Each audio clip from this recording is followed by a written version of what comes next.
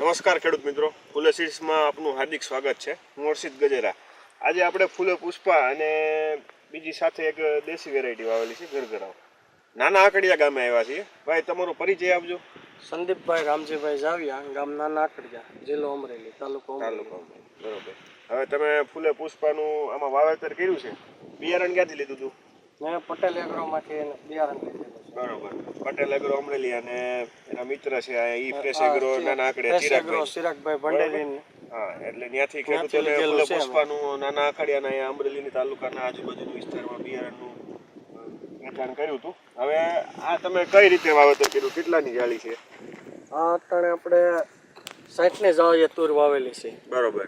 આ બાજુ બધી ફૂલે પુષ્પા છે. હા હા, ફૂલે પુષ્પાનો બ્લોક છે. બરોબર. આ બાજુ ગરગરાવ છે. આ ગરગરાવ છે, વચ્ચે એક હાયર કરી છે. આ બાજુ પાછી ઘટી હતી તો પાછી પુષ્પા વાવેલી છે ગયા વર્ષની. આમાં તમે ડ્રીપથી વાવેતર કરેલું છે? ડ્રીપથી પહેલા વાવેતર કરેલું, ઉગાડી ડ્રીપથી કમ્પ્લીટ. હા, અને પછી અટાણે ફ્લાવરિંગ સમયે છોટો પાણ પાયેલું છે. બરોબર. બીજું માવજતમાં શું કર્યું છે? માવજતમાં તો દવાના સ્પ્રે કરેલા છે. દવાના. અને અત્યારે કેટલા દિવસ છે? વાવી હતી ક્યારે? વાવતી એના દિવસો વાવણી પછી 1.5 મહિના વાવી. વાવણી પછી 1.5 મહિના. બરોબર. ફ્લાવરિંગ કેવું છે? આ તમે ગરગરા વાવી બતાવો ખેડૂત મિત્રને. આમાં જો તમે છોડવાની હાઈટ રહે એ એવરેજ છે. આની હાઈટ વધી ગઈ છે. જો કે ફૂલે પુષ્પાનું આ બાજુ નબળું પડવું છે એટલે હાઈટ ઓછી છે, બાકી આ બાજુ તો માથોડા ઉપર છે. પછી ફ્લાવરિંગની પેટર્ન જોઈ લઈએ આપણે. કેમેરામેન આવો ભાઈ, જો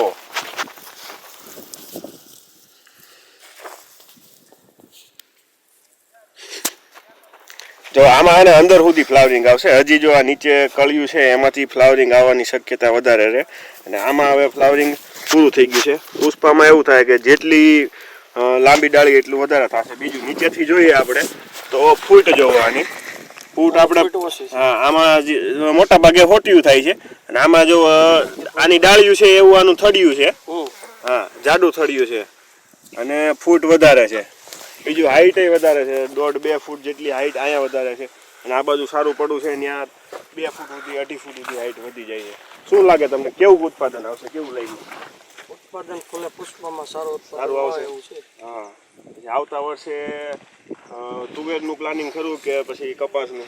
તુવેરનું પ્લાનિંગ ખરું ને? હા, કપાસમાં વણ તમારે કેવું કર્યું આ બાજુ?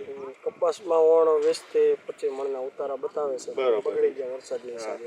જો કપાસને માફક વાતાવરણ ન હોય ને બીજો પાક પસંદ કરવાનો થતો હોય તો તુવેર અચૂક કરી શકો, એવું કહી શકાય? બરોબર. હજી તો આમાં ફ્લાવરિંગ સ્ટેજ છે, સિંગુ તમે જે બનાવવાની શરૂઆત થઈ. માવજતમાં બીજું કંઈ કર્યું એમ? નહીં, કોઈ વસ્તુ નહીં. બરોબર. હવે દવાના સ્પ્રે માર્યા રહ્યા. દવાના સ્પ્રે કર્યા. બરોબર. ધન્યવાદ. નજીકના ડીલરનું સરનામું અને કોન્ટેક્ટ નંબર મેળવવા માટે નીચે આપેલા નંબર પર સંપર્ક કરો. ધન્યવાદ.